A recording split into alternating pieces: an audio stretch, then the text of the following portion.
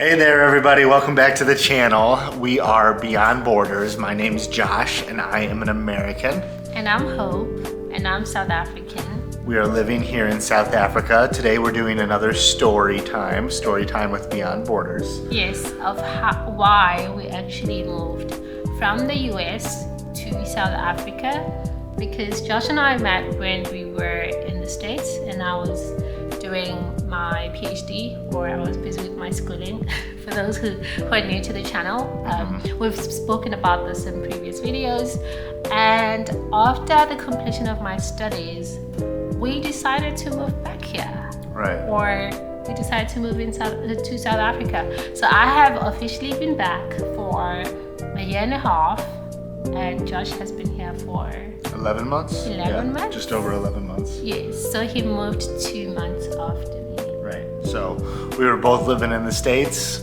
Why did we move to South Africa? We thought that was a good question. A lot of people ask, a lot of people know, but we figured we'd do a video just about answering. True, yeah, this is, after how did we meet, this is the second most asked question on our channel. Right. On our Instagram, TikTok, and an ad. Right. So why did we move back? So I have to start. Okay, so I'll start and then Josh will go as well. The funny thing is, on our first dates, I told Josh 3 things. I said, if we go further, he's gonna need to pay lobola first, which is the bride price for those who are not in South Africa. He's gonna need to and then I told him I'll be moving back home after the completion of my studies. That was the second one. Do you remember the third one?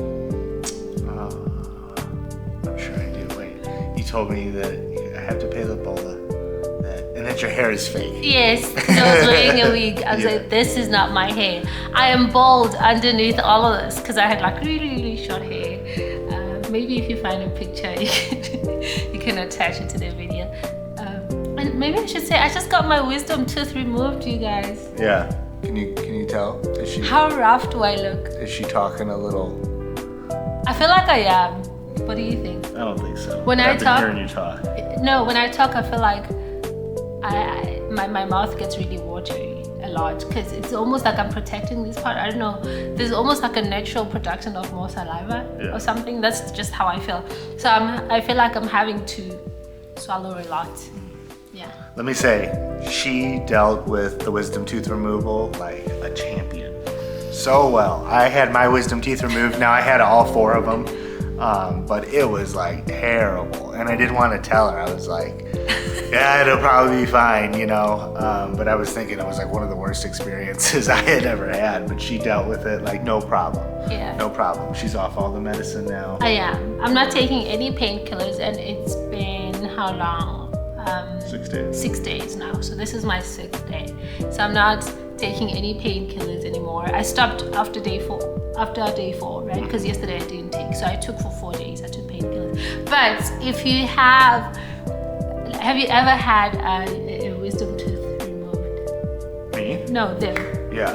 That was just the sideline, by the way. Now back to the story. Yeah. And how was it for you? How was it for you? Right. I hated it. I thought it was so bad.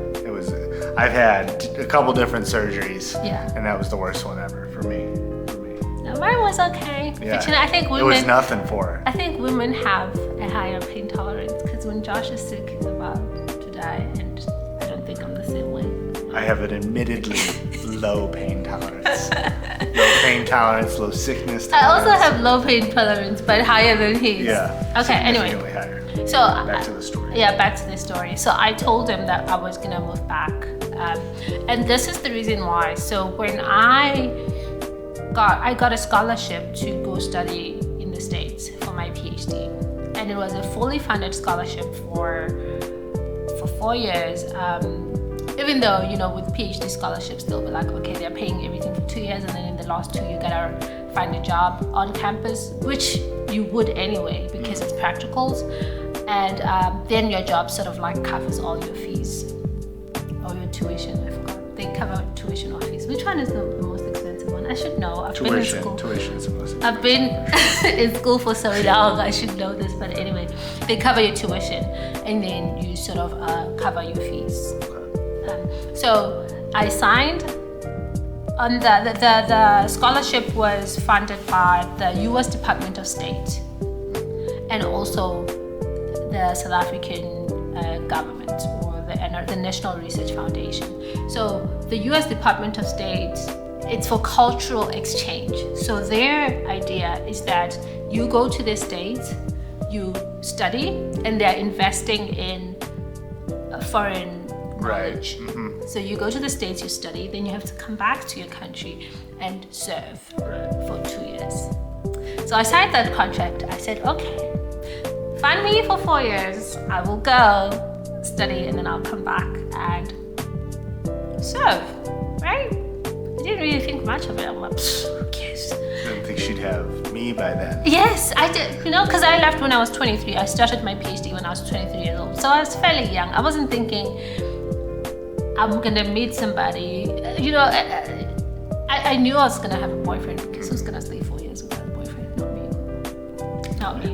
Not this lady. Not me, girl. But so that's what happened, and that is why I told Josh that I was gonna need to move back home to serve my 2 years. But what do you want to say? But there are ways, obviously, to get around the 2 years for people who maybe have challenges while they're there, or maybe they have a family or children or whatever the case. They could apply for a change. For an adjustment of status, and also if your government if your government is not against you not coming back, am I saying that right? Yeah. If your government is for you not coming back, Right. then they can like write you a an letter exemption. and say, Yeah. okay, it's okay, she doesn't need to come back. Yeah, there were a few options, like Yeah. a few different ways. It felt like, for me personally, like when she first told me, and it was like 3 years away from her leaving, I was Yeah. like, I bet we figure something out. I bet we'll be able to apply for something. We'll be able to get an extension. Yes. And I wasn't ever like, there's no way I could move to South Africa. Right. I also thought, worst comes to worst, or, if we can, not that it was bad. I don't want to say worst comes to worst, but if we cannot get out of it in any way, then I'll just go with you. Yes. I can think of 3 ways now that you can be exempt from it on top of my head. So, not exempt actually, that you can stay longer. Because I could have gotten a job and do what they call optional practical training. And then they would have given me, that's option number 1. Then they would have given me a year to practice in the States, Okay. So it's almost like practical experience after you finish. So you can work for a year. You can work for a year. Okay. But because I'm in STEM, because my degree is in STEM, right? Science, technology, engineering, and mathematics.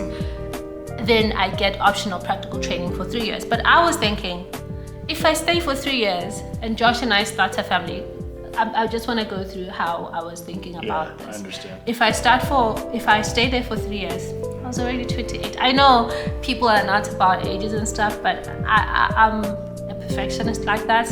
And I was thinking, if I stay there for 3 years and we have kids, then I'm gonna need to uproot my kids, come back to South Africa.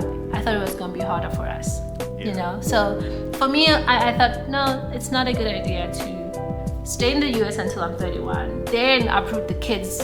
We couldn't have, bought a house then. We couldn't really start our lives better, and then come back here, serve for 2 years. Then I'm 33. Then the kids are, I don't know, 2, 3, whatever. Then we go back. So I thought, let me just go now, serve it, and go back. So that's the first one. I could have done the optional practical training, which was not gonna make me exempt, but was going to extend my stay. So the second way to actually permanently stay was to get married and adjust my status, but I'm not about that life. And it's not that easy either. It's not like just get married and now you don't have to go back. Yeah. And with all of these, like there's some exceptions. There's like the title of the exception and like this whole thing of like what that really means. Yes. So it's not as simple, and it just started feeling like, to me, it started feeling like 2 years was just easier. Yeah. Because it's really not that long. I mean, Married, like it's not like you just get married and automatically you get your green card. yes. Well, It's not. People say, why didn't you just get married? Because it's not that simple. It's not like you just get married, you go sign, and boom, everything's easy from there. There's a whole bunch of paperwork, forms, money you have to pay, lawyers. Yeah. So it's a lot more in depth.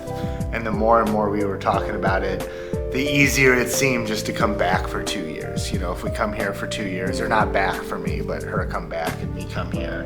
And there was a bunch of advantages. I would get to know South Africa. I'd get to know her family. I'd get used to traveling. Yeah. Number 3, the third way that you could potentially stay. Yes, and this actually makes you exempt. So if you work for an international organization, then you're exempt from the 2-year home residency rule, right? And then guess what? I happened to get a job at an international, I wanted to say international relations. By the way, guys, I actually studied international relations before I studied economics. That's why my tongue, anytime I'm saying an international development institution, my tongue just takes me to international relations. Yeah. But anyway, that was my plan. Even before I knew about the 2-year rule, I have always wanted to work for this international development institution.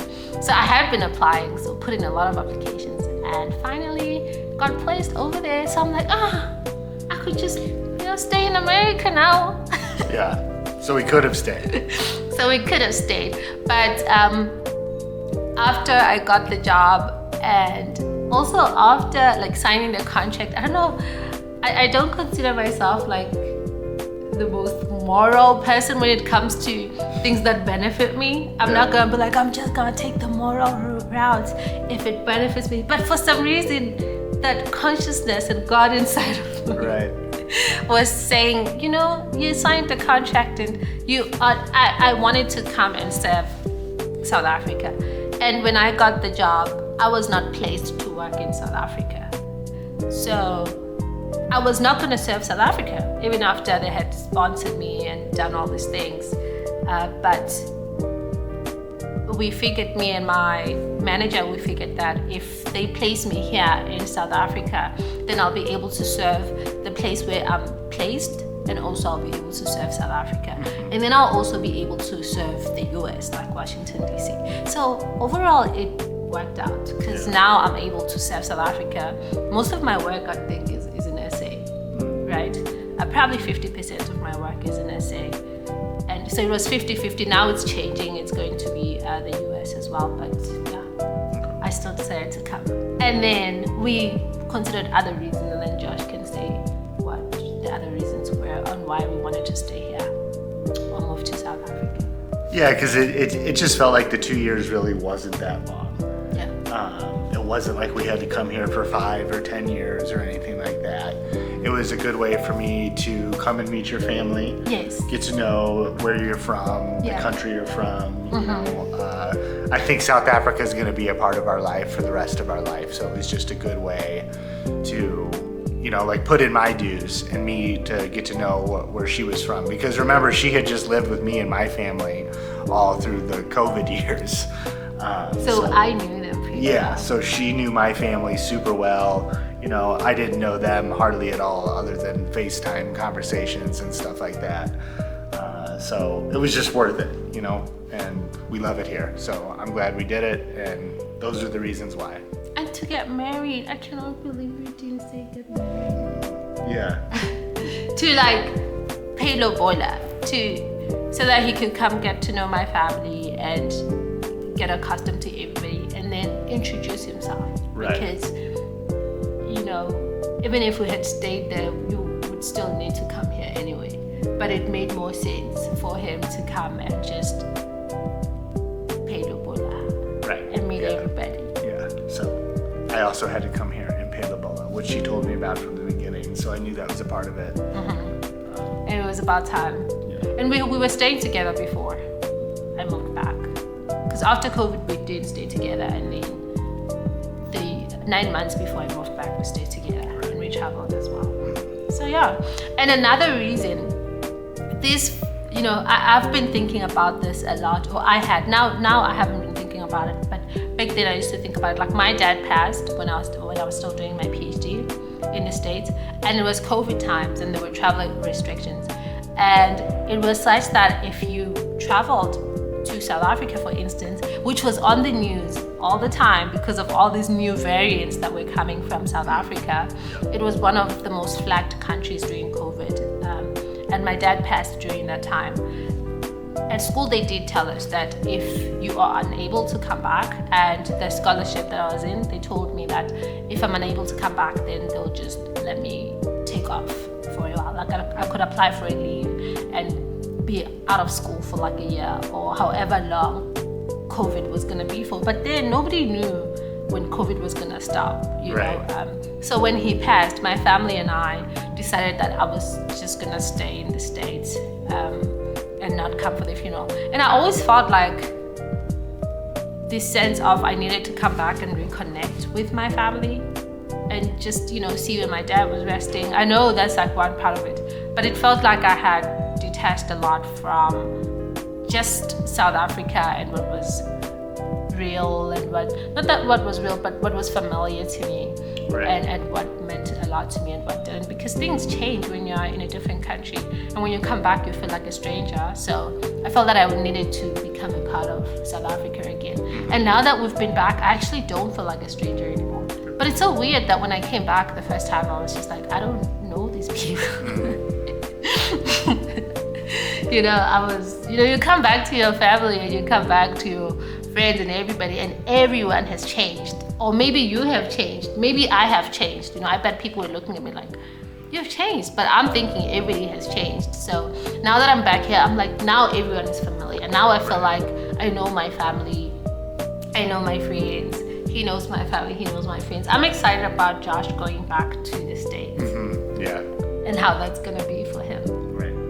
I wonder if you're going to like the food the same. Yeah, I wonder what all is going to be different, if it's going to taste different, having all the food I'm used to. I'm excited to go back, how it's going to feel. Yeah.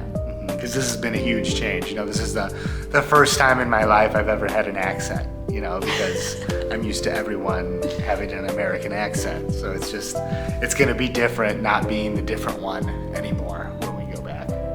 But in the States, they say that, it's funny because the people in the Midwest think they don't have an accent, but they think in the South they have an accent. Yeah, there is a few areas of the country that definitely have accents, but I'm not from one of them. Right. I think if you're Southern and you have a heavy Southern accent, everywhere you go in the States, they're like, wow, you sound like you're from the South.